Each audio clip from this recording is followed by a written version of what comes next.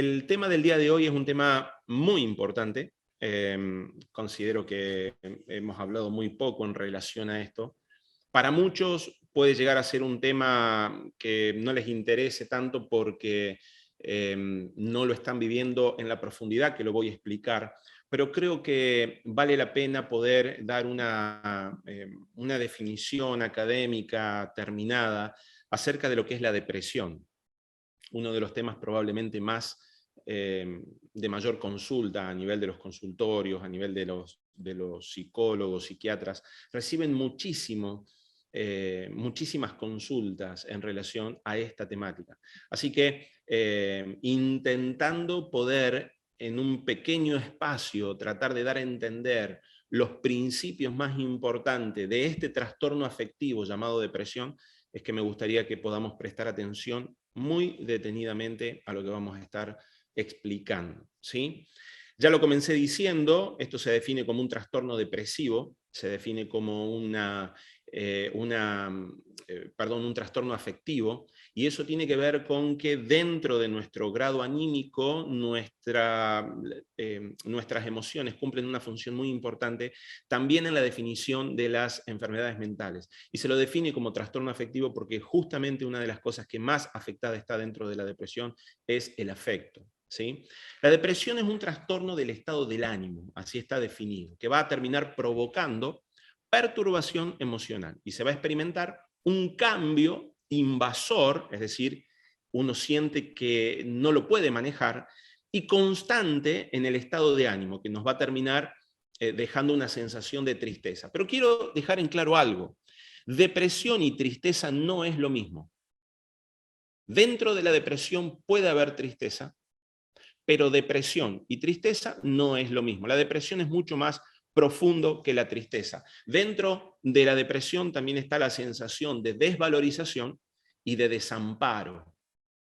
Estos sentimientos, y bien digo sentimientos porque la persona lo termina percibiendo sobre sí mismo, pueden estar desencadenados por acontecimientos vividos, como puede ser la muerte de un ser querido, o por razones que no se pueden identificar muchas veces, pero también pueden ser desencadenados por acontecimientos que uno no tiene ni idea por qué son.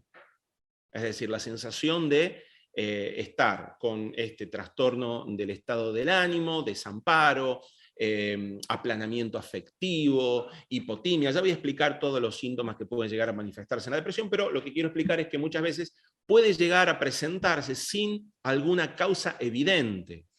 En lo personal, asumo que la mayoría de las depresiones, en su gran capítulo las depresiones, llegan a desatarse en función del grado de estrés que vive una persona. Y muchas veces un estrés subclínico, un estrés no manifestado abiertamente. Entonces, vuelvo a repetir, sin tratamiento, estos síntomas pueden llegar a durar semanas, incluso años, y hacer que la persona tenga una vida sin sentido ni esperanza. Y pueden, como yo les decía, vuelvo a repetir, pueden ser desencadenados por situaciones que uno vivió o bien por situaciones que uno no tiene ni idea por qué ocurren. La depresión está categorizada como un trastorno del estado del ánimo y se van a distinguir dos grandes clases de trastorno del estado del ánimo, según la presencia o ausencia de episodios maníacos y depresivos. ¿Cómo maníacos? Claro, porque resulta que la depresión muchas veces forma parte de un cuadro más grande, un trastorno mental más grande, que es el famoso trastorno afectivo bipolar. El trastorno afectivo bipolar es un cuadro en el cual las personas sufren de episodios maníacos o hipomaníacos y episodios depresivos. Pero cuando la depresión es el único cuadro clínico evidente, se termina definiendo como trastorno del estado de ánimo unipolar, con episodio depresivo solamente. Mientras que cuando aparece la depresión maníaca, es decir, aparece un episodio maníaco esporádico, ya se lo define como un trastorno del ánimo bipolar. Entonces resulta que la bipolaridad, un capítulo que vamos a ver en otro momento, la bipolaridad no tiene que ver con tener dos personalidades. tiene que ver con no manejar bien los cuadros anímicos, llevándonos a los periodos expansivos, ¿sí?, llamados maníacos, donde la persona se siente eufórica, con ganas de hacer cosas, tiene muchísima energía, muchísimo aceleramiento psíquico, y periodos depresivos que tienen que ver con el aplanamiento afectivo, con la pérdida de motivación, con la pérdida de conexión neuronal y obviamente con muchísima dificultad para enfocarse, concentrarse, desarrollar estados. Hay estudios que están empezando a relacionar el COVID con el aumento en los episodios depresivos post-COVID. Es decir, aparentemente, toda esta inflamación generada por el virus también comienza a afectar sistemas neuronales y aparentemente ya se empezaron a evidenciar diferentes tipos de síntomas post-COVID que tienen que ver con una depresión unipolar también, ¿no? La depresión unipolar va a aparecer a partir de la adolescencia, es raro que aparezca en la infancia, puede aparecer, pero acá los síntomas ya tienen que ver con otras historias. Con picos de prevalencia que se van a terminar ubicando entre los 40 y los 50 años. Y declina gradualmente luego de los 70 años, es decir, de los 60 años. Luego de los 60 años hay depresiones, ¿sí?, pero no es tan frecuente como en la rama etaria de los 40, 50 años, que es muy común. Aunque hoy el grado de estrés y de ansiedad ha hecho que se adelante, ¿sí?, de alguna manera en la rama etaria este proceso.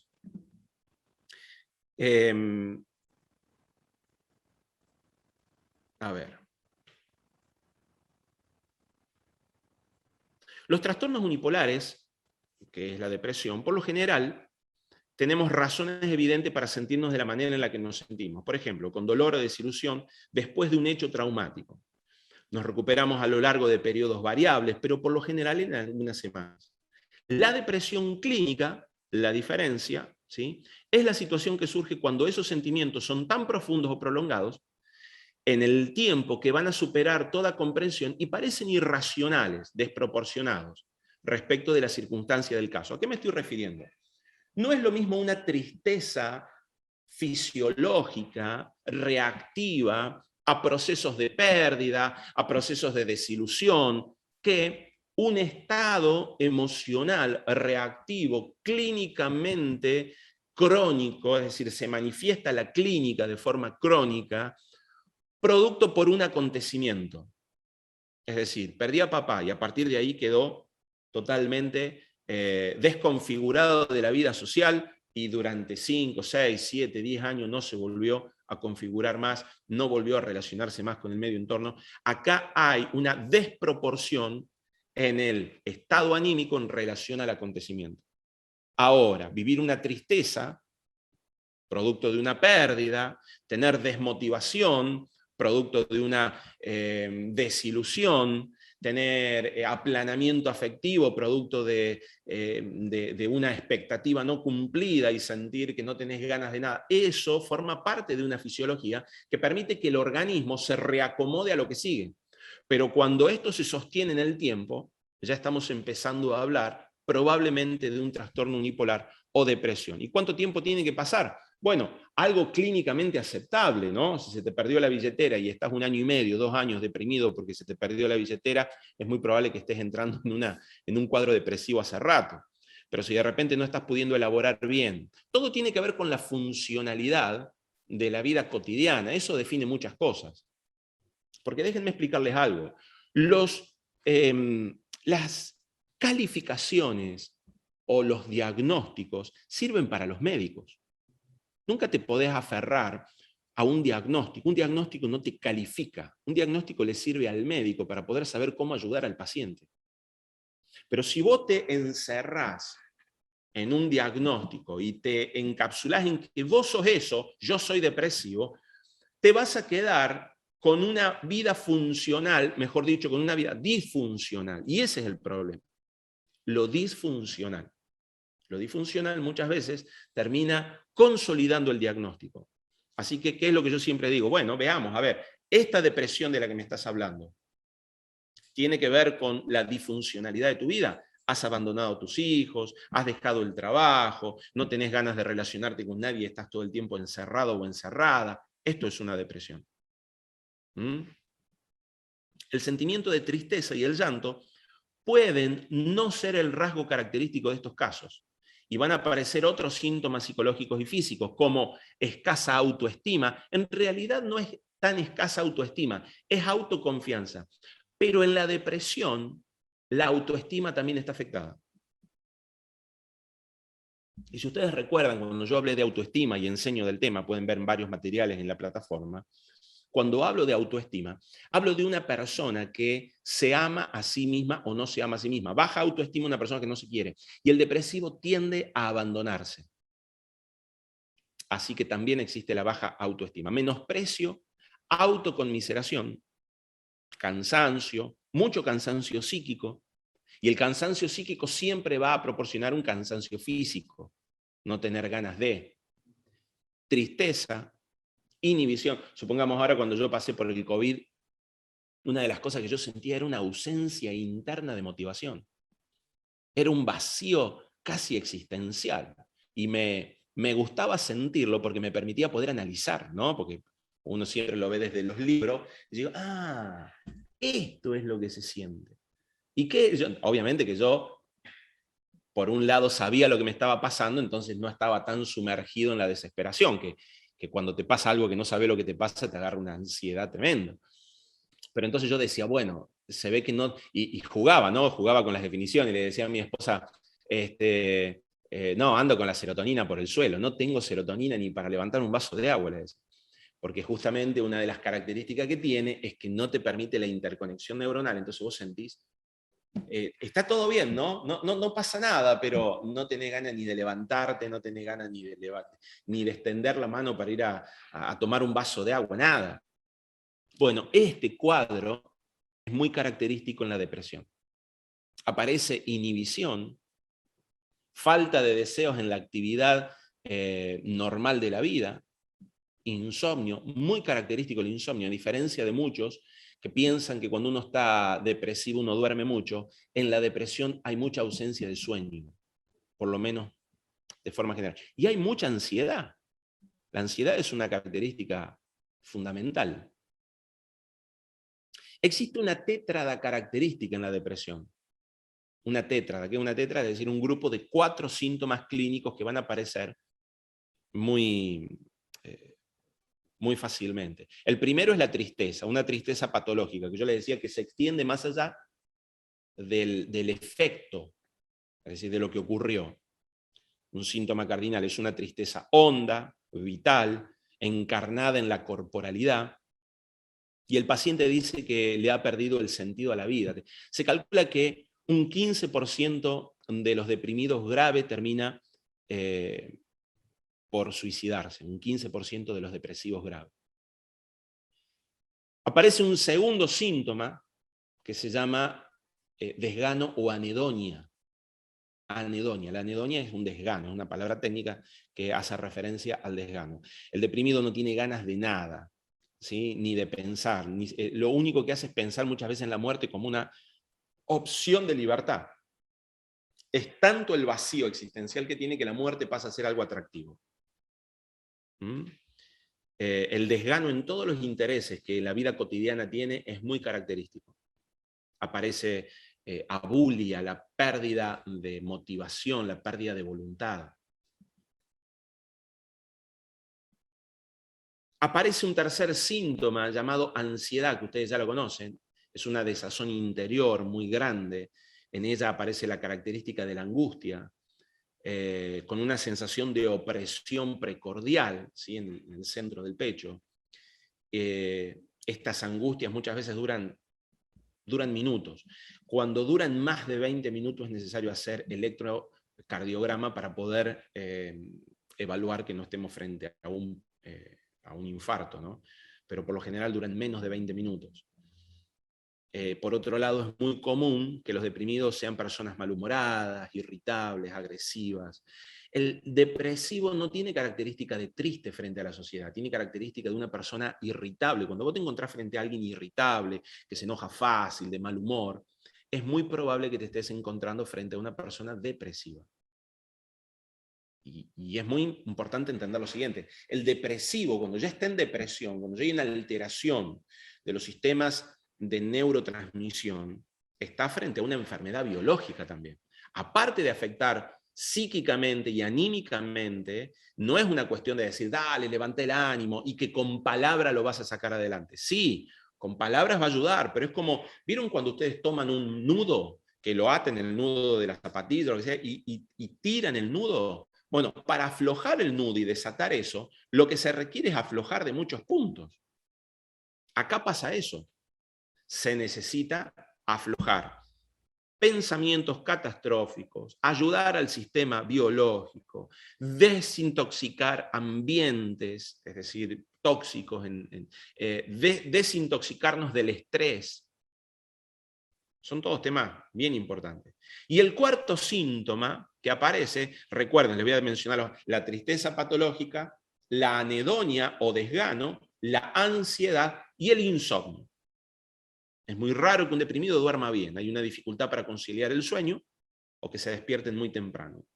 A las 3 o 4 de la madrugada ya no pueden volver a dormirse. Tiene que ver con la capacidad de poder sostener el sueño. Y muchas veces hay un problema de un insomnio de inicio, donde la persona no se termina durmiendo. Ahora, cuando hablamos de depresiones, vamos a mencionar distintos tipos de depresiones. Por un lado tenemos depresiones sintomáticas, que están asociadas a enfermedades clínicas, como pueden ser infarto, mononucleosis infecciosa, influencias o fiebres, ¿sí? O gripes. Este virus que nosotros estamos viendo, el coronavirus, es un virus muy similar en su comportamiento al virus de la influenza, que fue de tanto daño en 1920 y que termina obviamente afectando el H1N1 hace un tiempo atrás, también con tanto daño. Bueno, el coronavirus es un virus que produce una gripe muy importante y también puede llegar a dejar un estado clínico de depresión post-contagio o post-virus, post-COVID se dice. También pueden llegar a producir depresiones los fármacos de acción antihipertensiva, enfermedades psiquiátricas como las demencias, el alcoholismo, el retardo mental, las toxicomanías, pueden llegar a producir también depresiones. Son todas depresiones sintomáticas. Ciertos tipos de cánceres pueden llegar a producir también depresión, ocultos muchas veces. Y el posparto, es muy conocida la depresión posparto, esa depresión que le da a la mujer por los cambios hormonales, los cambios endocrinos, por el aumento en la liberación tanto de progesterona, oxitocinas y la disminución de los niveles endocrinos, la modificación. La intensidad en estas clínicas depresivas, ¿sí? De todas esto que les estoy mencionando, normalmente es relativamente moderada y aumentan con el correr del día. Se empieza de forma leve y a lo largo del día uno termina como deprimiéndose más. Suelen ser autolimitadas, es decir, este tipo de depresiones que están asociadas a causas terceras están autolimitadas a la causa. Suspendo el fármaco, se cae la depresión, o sea, desaparece, o cuando resuelvo el infarto también puedo resolver la depresión, o cuando resuelvo el posparto también resuelvo la depresión. O sea, muchas veces esto no requiere de cierto abordaje o acompañamiento. Pero después aparecen lo que nosotros definimos como las depresiones reactivas o situacionales. Son las que surgen como consecuencia de situaciones de pérdidas. Suelen ser mejor tratadas con terapias, son de corta duración, y normalmente tienen una muy buena evolución. Pero hay una depresión bastante compleja, difícil de tratar, que es lo que se define como la depresión endógena. La depresión endógena, también llamada primaria o nuclear, son depresiones propiamente dichas y no reconocen un origen ambiental o circunstancial. Por lo general, son depresiones que están asociadas a cuadros más bien hereditarios. Son trastornos relativamente intensos que se rozan con la psicosis. Hay antecedentes de fases depresivas, incluso hasta maníacas. Comienzan siempre en etapas, empiezan con periodos cortos, hasta que en un momento determinado de la vida se termina estableciendo como algo complejo. Hay mucho insomnio, hay antecedentes familiares de trastornos afectivos, hay perturbaciones del sistema nervioso autónomo, obviamente que hay disminución del apetito, disminución de la libido. Este es uno de los capítulos importantes en un depresivo. Siente que comienzan a tener problemas en las relaciones interpersonales y de pareja porque aparece una depresión y no sabe que está viviendo una depresión porque muchas veces es subclínica, es decir, que no tiene otra sintomatología, y la persona no tiene ánimo, no tiene un deseo sexual ni un apetito sexual. Entonces comienzan a aparecer conflictos. En los casos graves puede llegar a haber alucinaciones, y puede manifestarse muchas veces con bipolaridad, con espacios de megalomanías, ¿sí? Después aparece lo que serían las depresiones neuróticas, ¿sí? Unas depresiones psicopáticas. Vamos a estar poniendo en la plataforma todas las diapositivas de esto para que ustedes también las puedan bajar. Vamos a poner un PDF con todas estas diapositivas para que ustedes la bajen y puedan tener toda esta clasificación.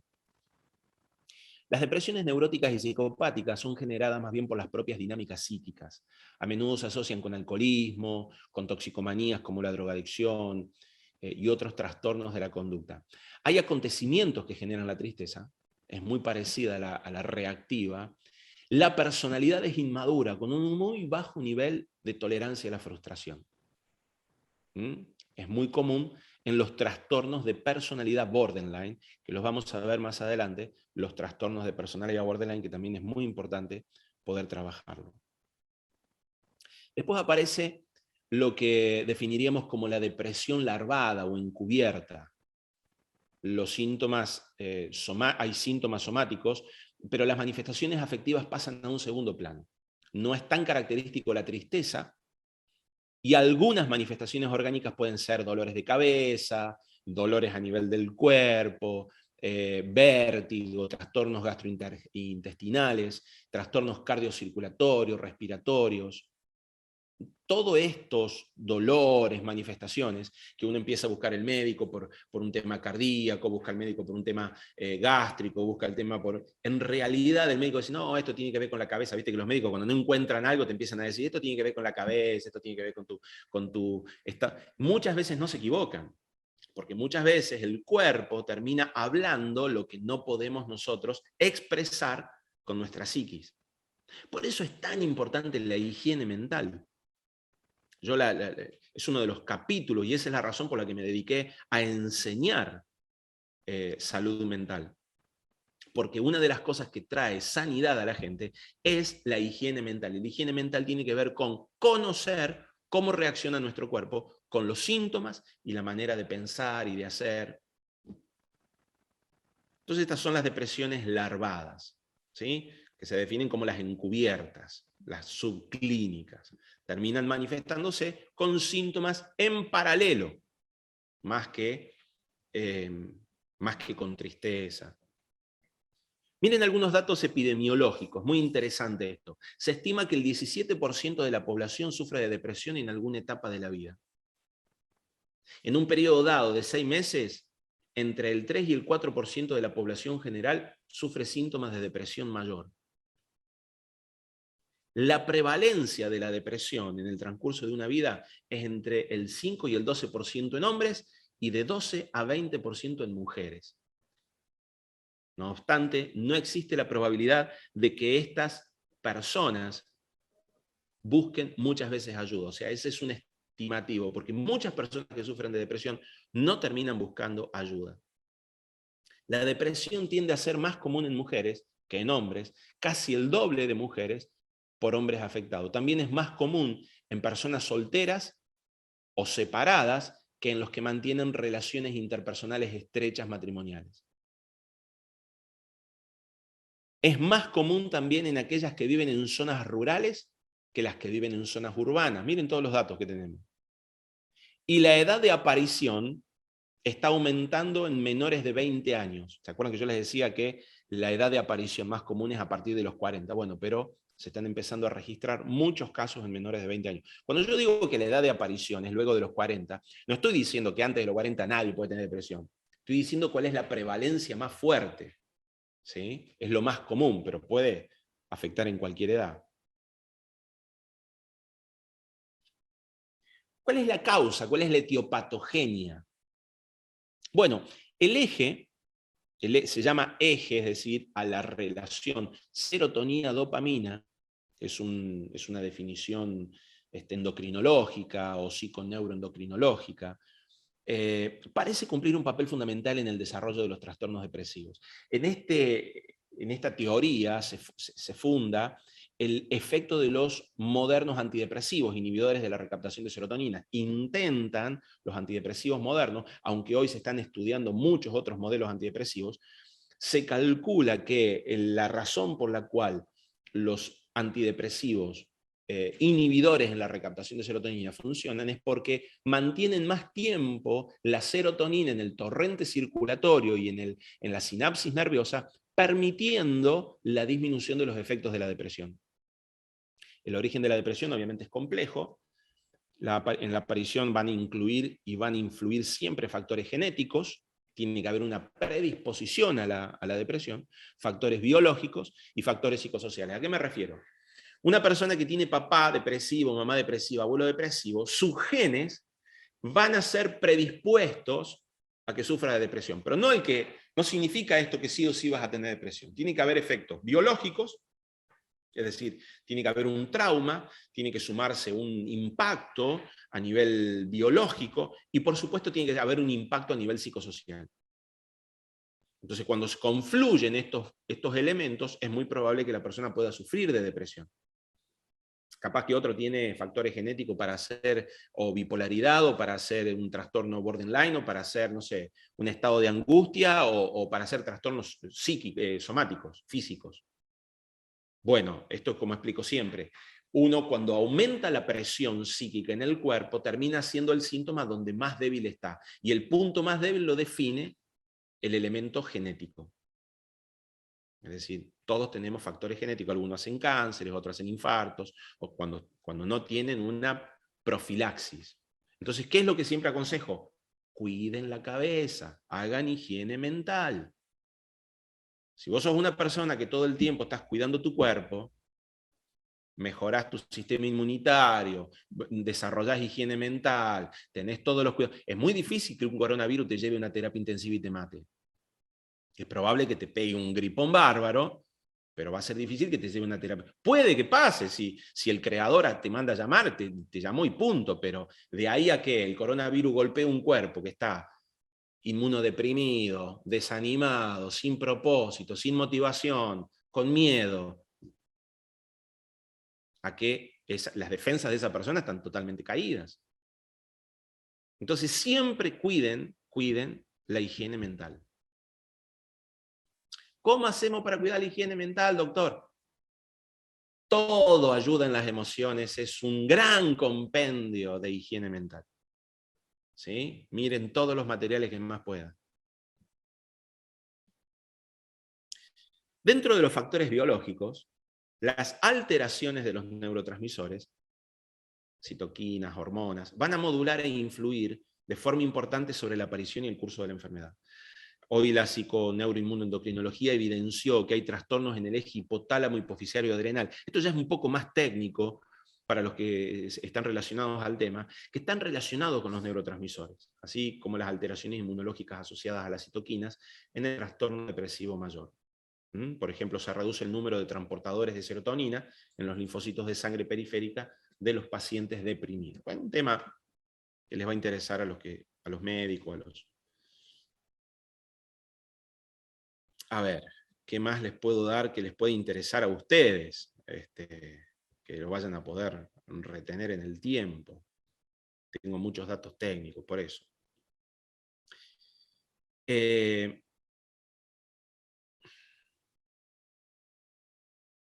Dentro de los factores psicosociales, es decir, dentro de los elementos que pueden llegar a golpear tu vida para también desatar una depresión, cuando ya tenés factores genéticos predispuestos y tenés factores biológicos predispuestos, van a aparecer situaciones vitales de estrés ambiental. El estrés de larga duración y sin posibilidad de descanso y de reorganización celular va a producir cambios que van a terminar generando la depresión. En otras palabras, cuando no hay una higiene mental adecuada, el estrés se vuelve crónico y termina golpeando en las partes más débiles de tu estructura genética que van a ser síntomas. Y si tu predisposición genética es la depresión, vas a hacer una depresión. ¿Mm? Yo siempre lo explico, yo tengo una tendencia, yo dentro de los factores genéticos la depresión es un factor genético en mi familia. Tengo familiares con depresión. Siempre se dice, ¿no?, que los que estudian psicología o psiquiatría de alguna manera es como un mecanismo defensivo para salvaguardarse de instancias que lo puedan llegar a desconfigurar. Y yo siempre digo, tienen razón, claro, clavado. A mí el aprendizaje de la educación emocional me ayudó muchísimo. Por supuesto que siempre digo que lo que más salvó mi vida, no lo que más salvó mi vida, lo que me dio enfoque, lo que me dio propósito tiene que ver con mi vida espiritual. Pero conocer el funcionamiento psíquico me ayudó a poder profundizar mucho más en la creación de Dios conmigo. Después aparece la personalidad. No está muy claro este patrón, no existe un patrón de personalidad más dispuesto que otro, pero personalidades tipo A, en las cuales hay un estado de agotamiento psíquico, angustia, ansiedad, anticipación a los problemas, hay una mayor predisposición a la depresión.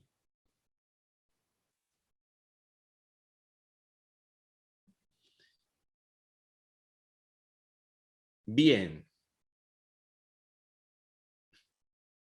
Qué temita este, ¿no? Hay mucho para hablar, pero no quiero no quiero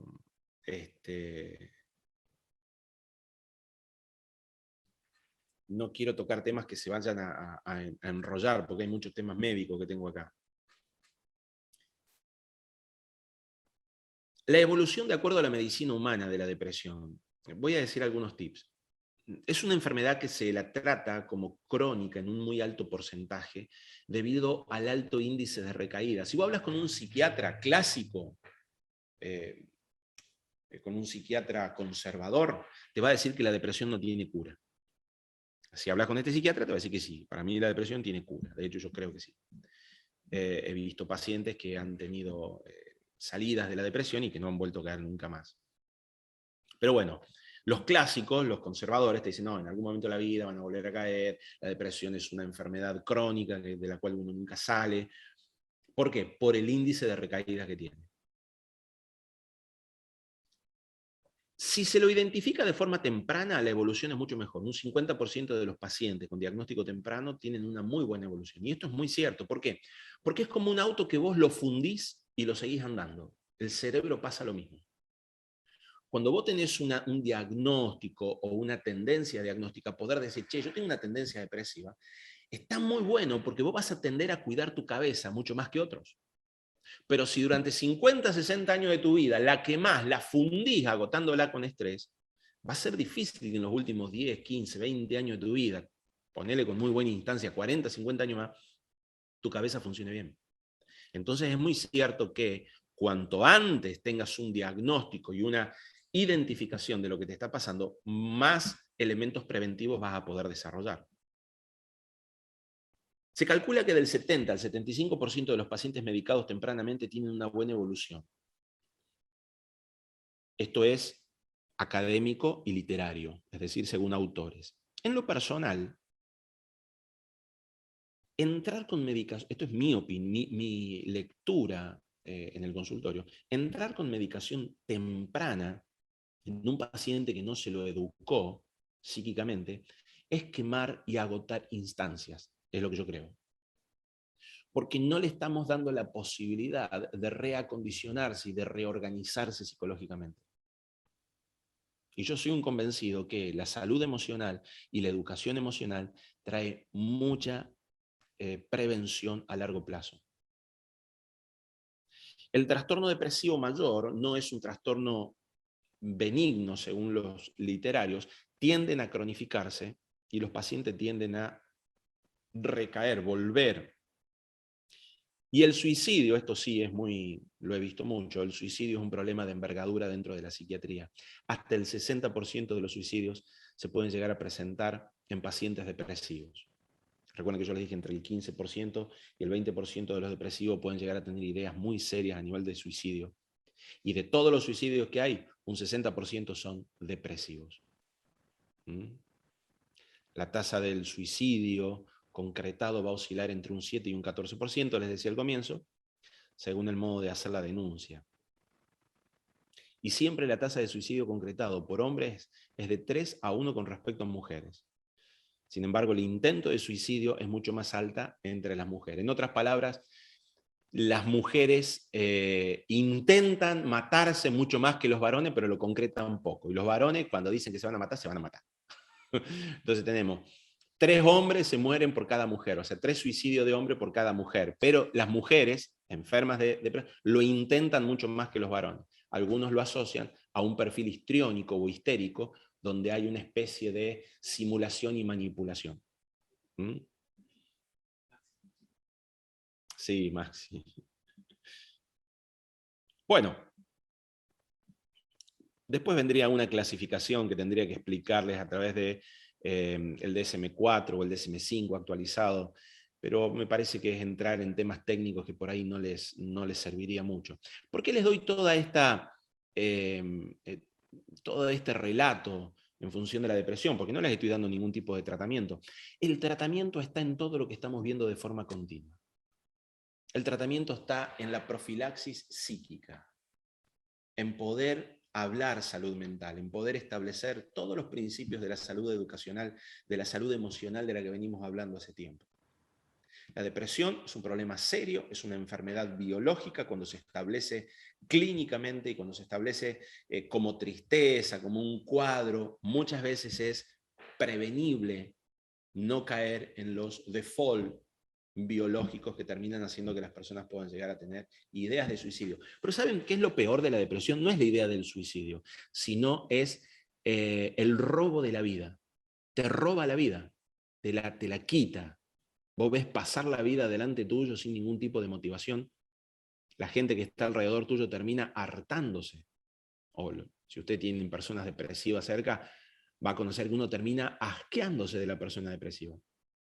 Porque uno le tiene cierta contemplación los primeros meses, el primer año, el segundo año, pero cuando pasaron 15 años y uno ve que la persona no quiere hacer absolutamente nada para salir, uno termina como diciendo, bueno, ya basta. Quedé prendido a una instancia que no quiero continuar. ¿Qué hacer? Fórmense, entrénense, desarrollen un sistema de profilaxis mental, de sanidad emocional y mental. Creo que este capítulo es un capítulo importante, así que vamos a seguir profundizando en esta temática. ¿Están de acuerdo? Muchas gracias a todos por haber estado, nos estamos viendo en el próximo capítulo. Ya tenemos en la plataforma, para todos los que están suscriptos, el nuevo curso de matrimonios, así que aprovéchenlo, disfrútenlo, desarrollenlo y envíennos sus inquietudes. Les envío un abrazo muy grande para todos, el Señor los bendiga, no se olviden de desarrollarse también espiritualmente, tenemos un Creador que tiene propósito con nuestra vida y si nosotros nos alineamos a su voz, van a ver que la vida tiene un propósito y un sentido extremo y eterno. Paz para todos, nos vemos en el próximo capítulo. Chau, chau.